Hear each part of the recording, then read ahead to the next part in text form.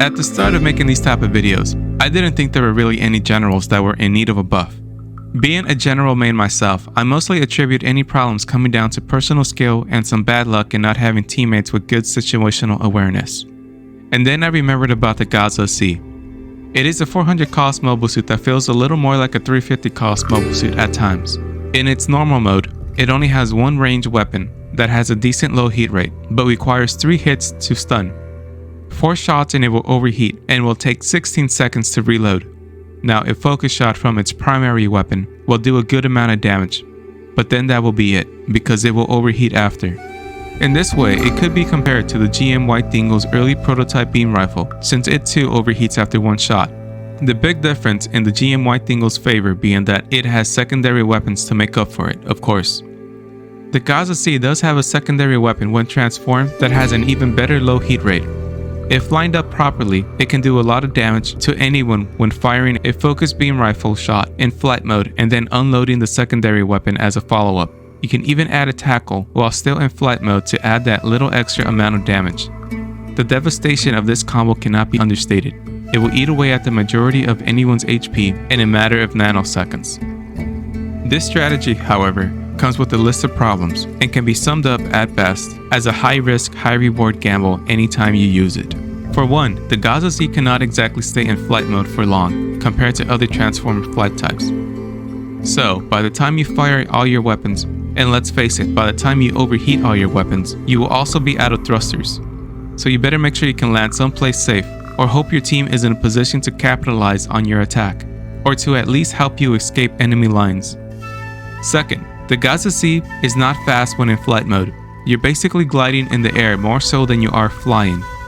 You can try getting a boost by using your thrusters, but you still won't be faster than most mobile suits on the ground. And again, you don't have a lot of thrusters in case you need to course correct. And third, after you overheat all your weapons, you are basically useless to your team for 16 seconds. You do not have any secondary weapons when in normal mode, and your primary weapon is the same as when in flight mode. Melee-wise, it doesn't have anything to help it at close range, since it doesn't even have a melee combo level 1. Not to mention, if you're getting into a close quarters fight right after flight mode, that means you can't tackle or dodge roll either since all your thrusters are used up. Back some 2 years ago, this might be possible when compared to other mobile suits that were out at the time, but that was 2 years ago, and a lot can change in just 2 months. Looking at everything else that is out at 400 now, the Gaza-C is outmatched for the most part. To put it simply, it is a one-dimensional mobile suit. Take away the flight mode combo that I mentioned, and it really doesn't have anything that makes it stand out. Now, if you're familiar with Zeta Gundam, then you know what happens to the Gaza-C. It is introduced halfway into the season, and first shows up in large numbers when Axis and the Neo Zeon make their return. First-time viewers like myself figured that it was going to be the new Zaku 2 for the Zeon, going into the first Neo Zeon war that takes place in Double Zeta. But it quickly was forgotten about and replaced by other mobile suits. Years later, it is one of the least memorable mobile suits that was in any of the mainline series. In Gundam Battle Operation 2, a near identical situation took place. The moment the Gaza-D showed up, the C version was quickly replaced. The only thing that helps the C version hold on to dear life is that the Gaza-C isn't available until 450. So, the C version can at least rest easy in 400, if we do not include the support Gaza-E version. Since the Gaza-E is currently only available through supply drops at the moment, however, we won't be talking about it in this video. Also, it looks a little more like a Pokemon than an actual mobile suit. That could be just me though. I'm just saying. Or maybe a Digimon. Anyways, the Gaza-D surpasses the original in almost every way. It has 2 secondary weapons when in normal mode, while in transformed flight mode it actually has 4 secondary weapons. Combined with its primary weapon, the Gaza-D has so many weapons in flight mode that it doesn't exactly have enough time to fire them all. First world problems, am I right?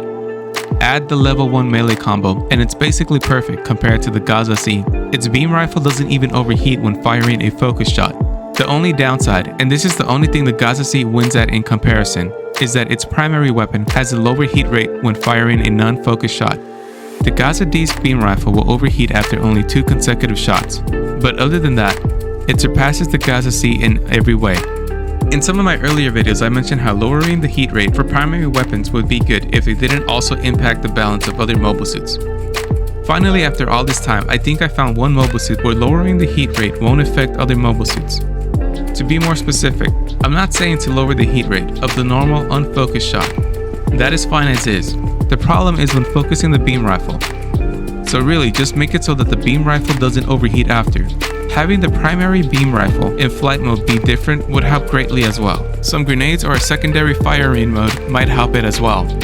Another option that might make more sense is to increase the stun build of the beam rifle so that it can stun it with only 2 shots instead of 3. Over on the melee side of things, maybe give it a faster melee swing to make up for its lack of a melee combo. Until then, despite the impressive transform flight mode combo, I think this unit can be added to the endangered species list alongside the heavy Gundam. I think power creep caught up to the Gaza-C a long time ago and has since been forgotten about. Maybe on a few rare occasions a player might use it out of boredom or curiosity in 400, but at 450 the Gaza-D wins every time. As always, this has been MobileSuit K9, signing off.